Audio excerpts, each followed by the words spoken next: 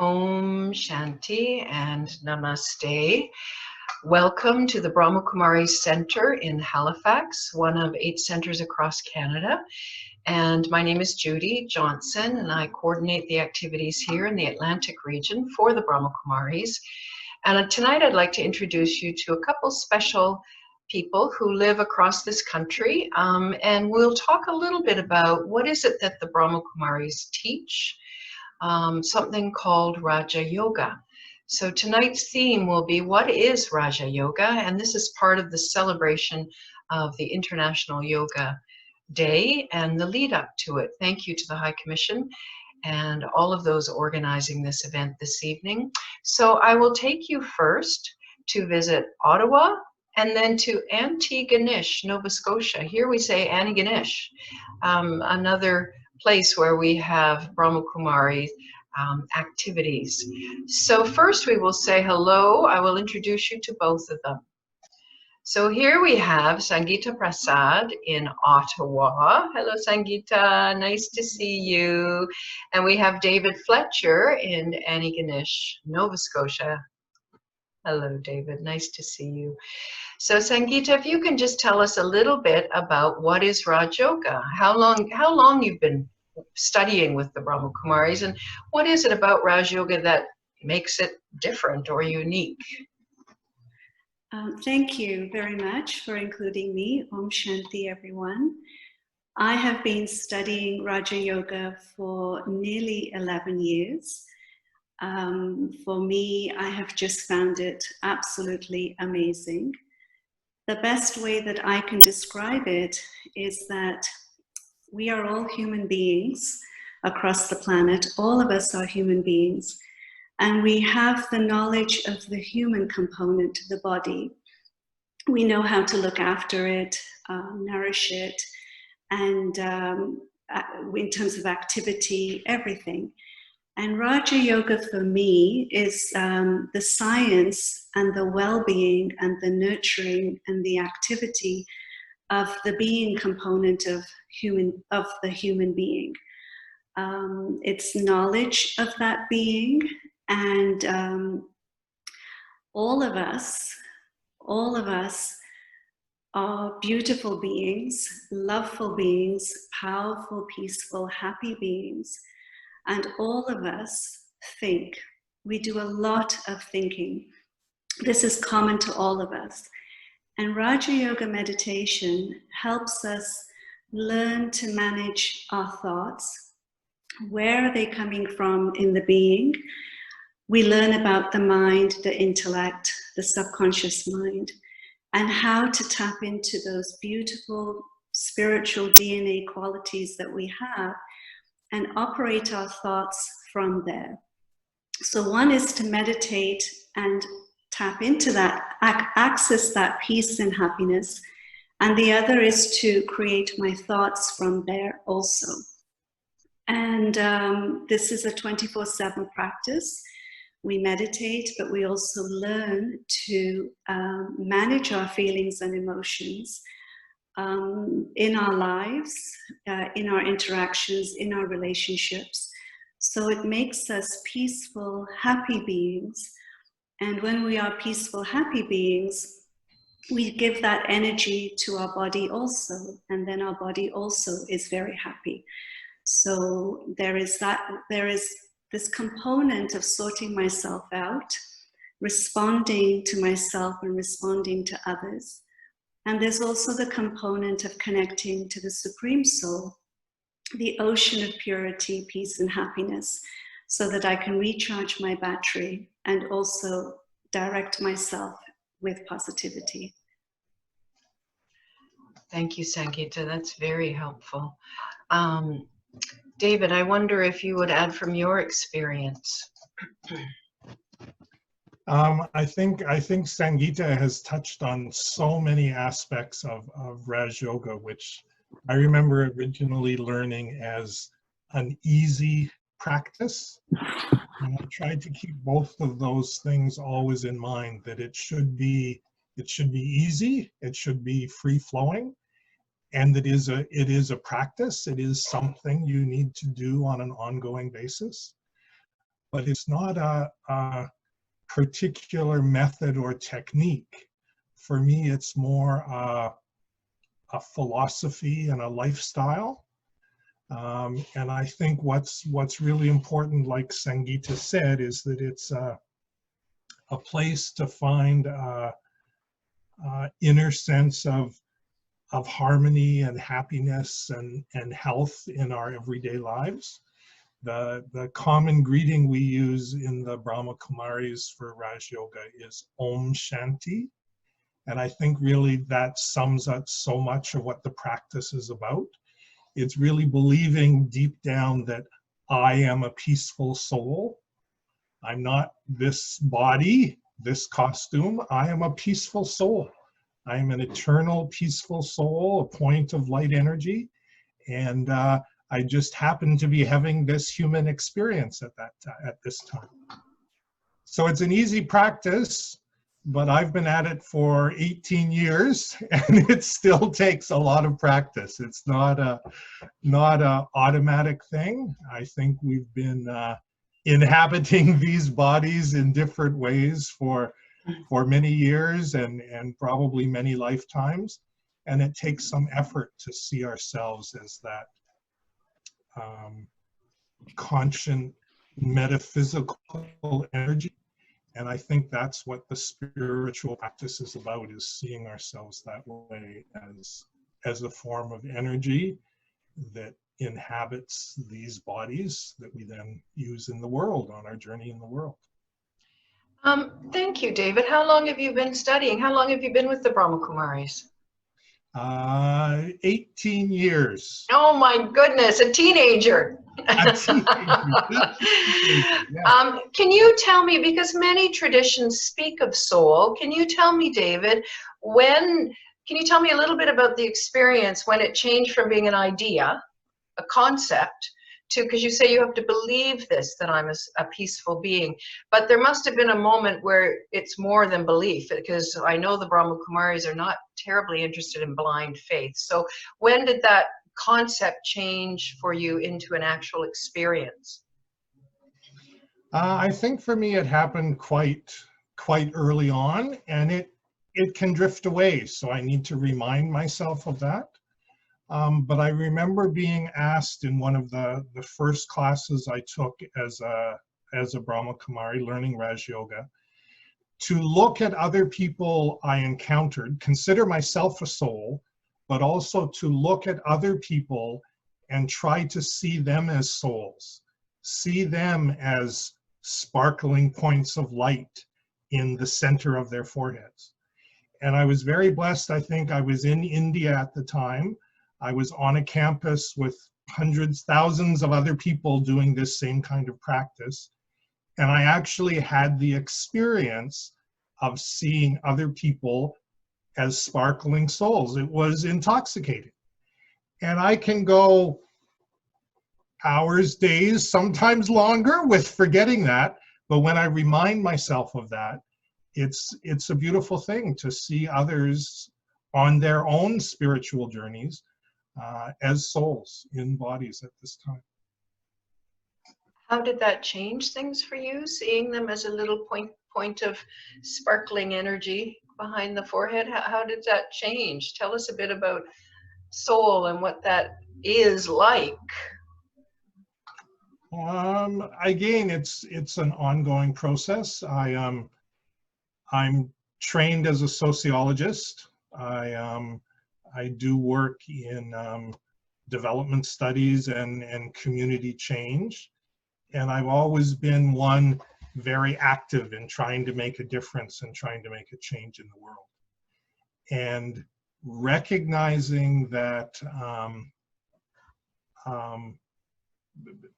people are only actors. Their true identity as a soul, and they're playing a role in the world at this particular time, takes away some of the angst, some of the desire for change. You know, I'd always been someone who liked Gandhi's quote about, to change the world, you have to change yourself. But I don't think I ever understood it before. And now recognizing that that we are souls on this journey, and we need to work on changing and purifying ourselves, and that's how we play the role we're expected to play in the world, makes everything very, very different. Lovely. So just experiencing yourself as sparkling brings different energy to the world. And seeing everyone else that way brings a level of acceptance that may not have been there before. Mm-hmm. Thank you. That's lovely. Sangeeta Ben, can you add to that? Anything you'd add to that?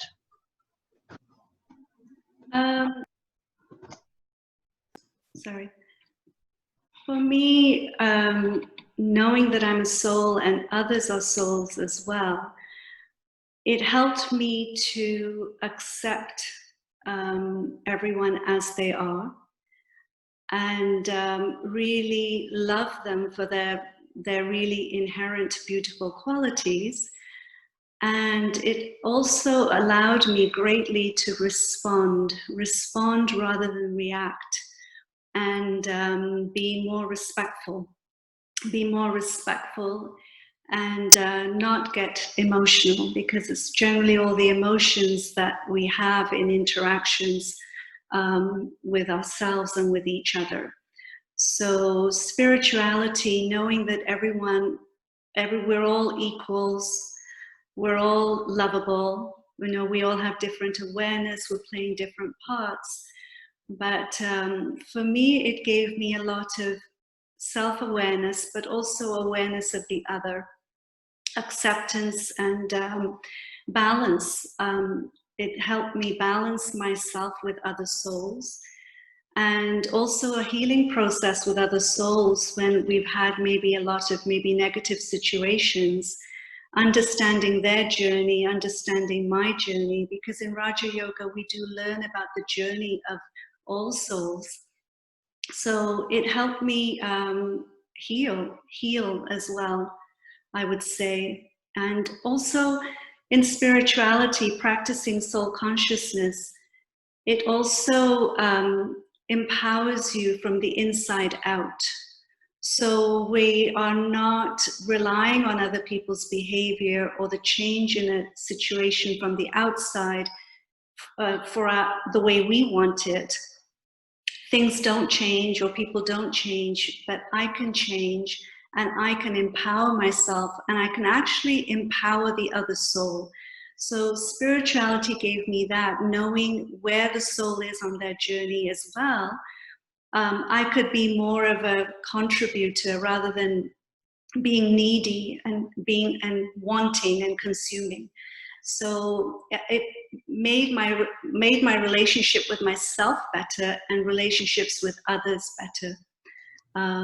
To be more loving. I learned to love, actually. I think truly I will say I learned to love myself and also love others, even though it may not be, the nicest situation or the nicest dialogue.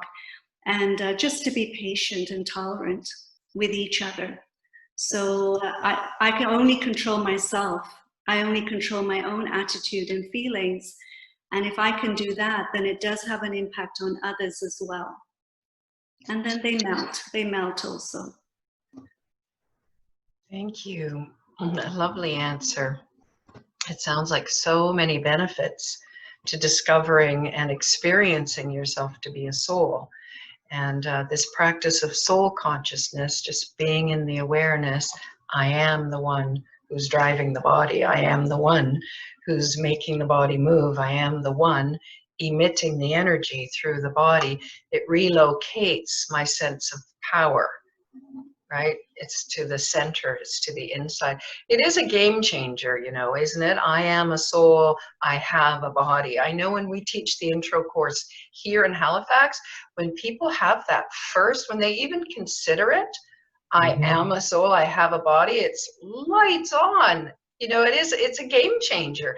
And so the practice of the Brahma Kumaris to be in that awareness, as David said, it's easy, but it's actually elusive, because of course we get caught up in things and we forget that we're this beautiful, peaceful being inside an active body. As soon as we remember, the body calms down, doesn't it? And everything calms down. It's very beautiful.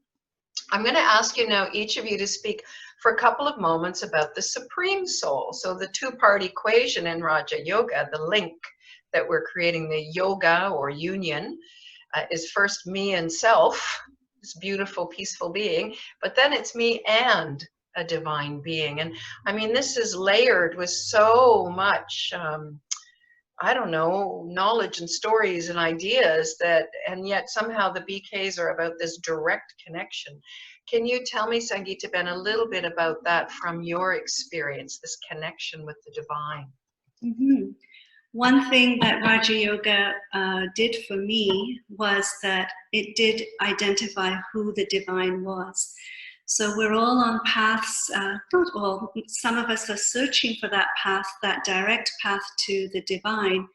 And after I took my foundation course, it was like, I now know. I know who he is, what he is, where he is. We say he, the divine being, the supreme. And it was amazing. It was now I didn't need anyone. I know his name, his address, his qualities. And when I said about in Raja Yoga, I learned to love myself and I learned to love others.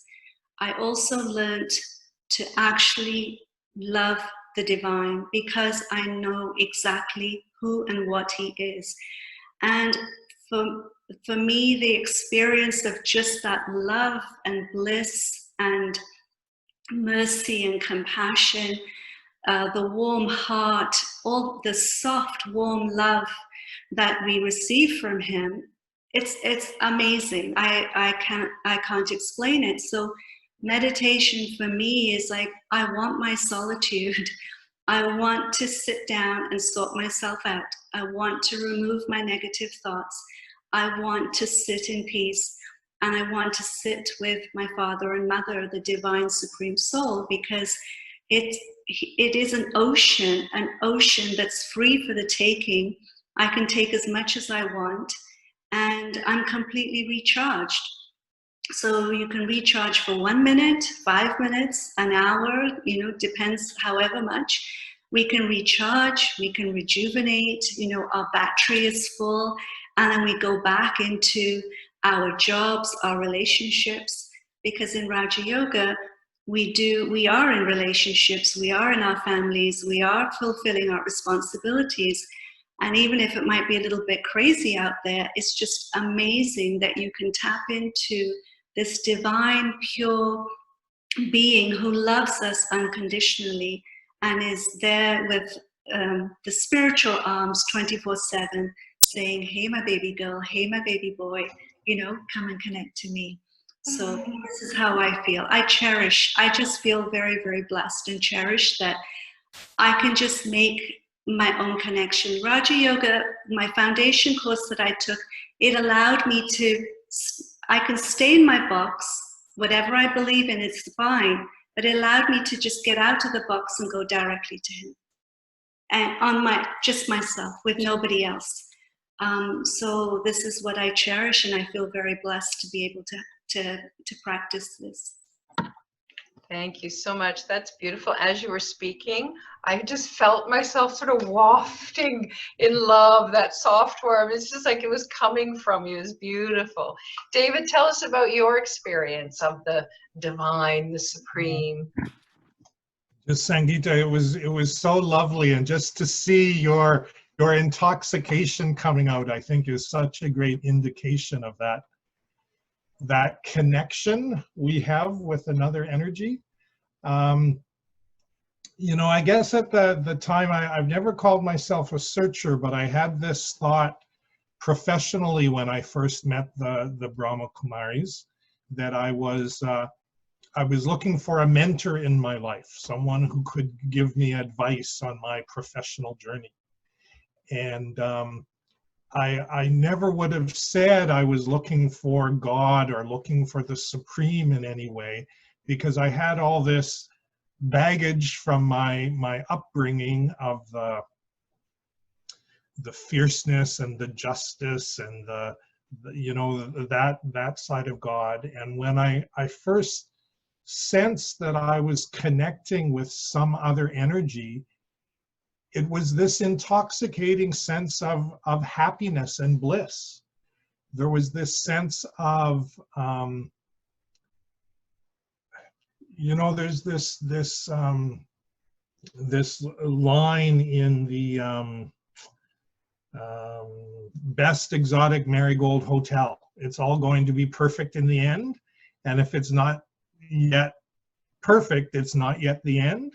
I mean, for me, that faith of it's all going to work itself out. There is a drama that's unfolding that we are part of, and we don't have to try and control it. We just have to be a part of it, and to have that sense that we can be in touch with the Supreme Soul, who plays a very, very unique role at this particular time in the cycle of history. And he can be our father, he can be our mother, as Sangeeta said, he can be our pal, he can be our friend, he can be our child.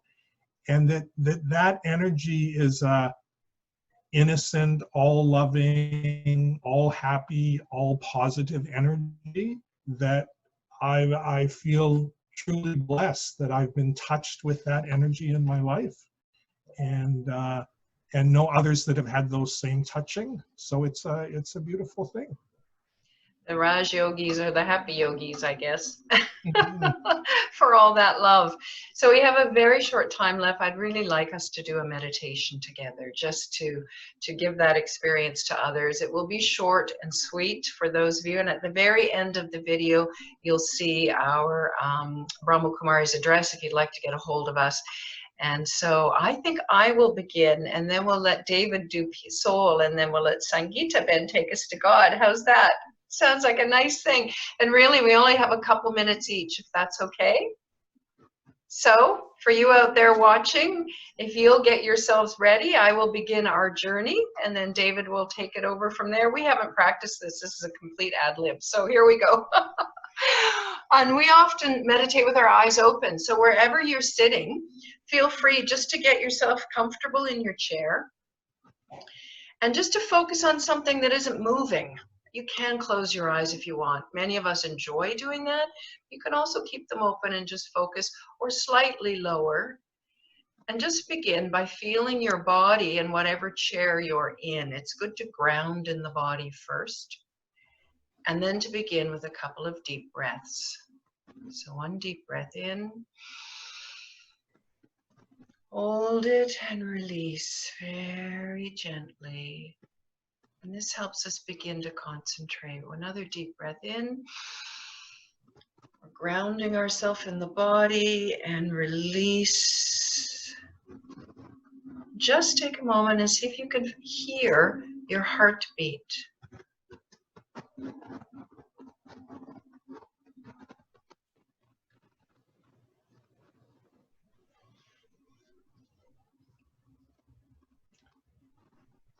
And now try and work to focus your energy to the center of your forehead, a point between your eyebrows where there is a seat. And you can sit there as a soul, a bundle of light energy. From there, you can look out through your eyes into the world, and you can control the body, the costume that you have.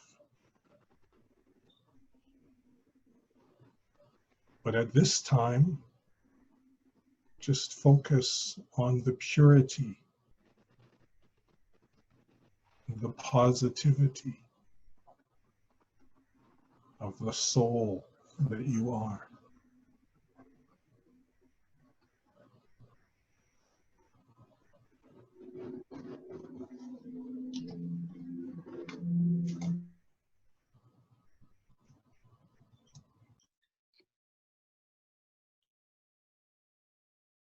I sit relaxed in my home of my body,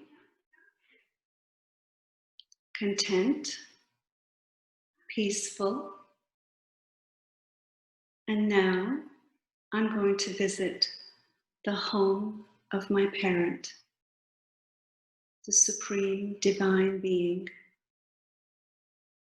It's my home that I have love and security, peace and happiness, because my Father is waiting for me.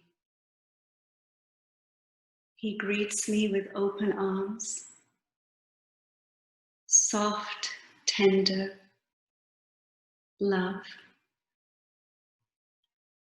He accepts me as I am, adores me, cherishes me, fills me with peace, fills me with happiness, fills me with bliss. It is so nice to rest in this home with the Supreme Soul. Ocean of warm love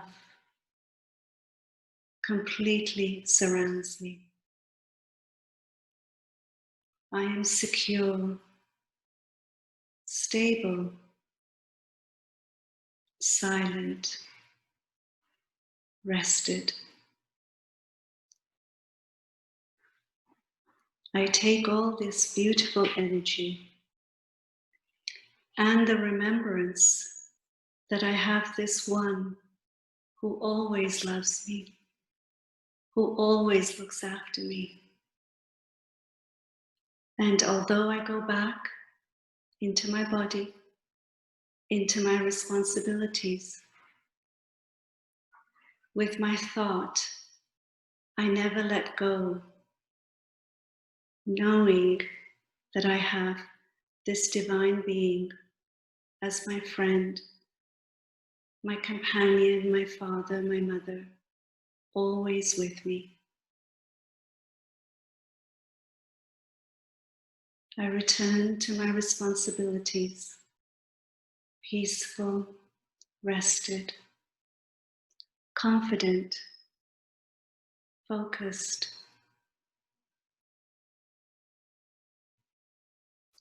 Om Shanti.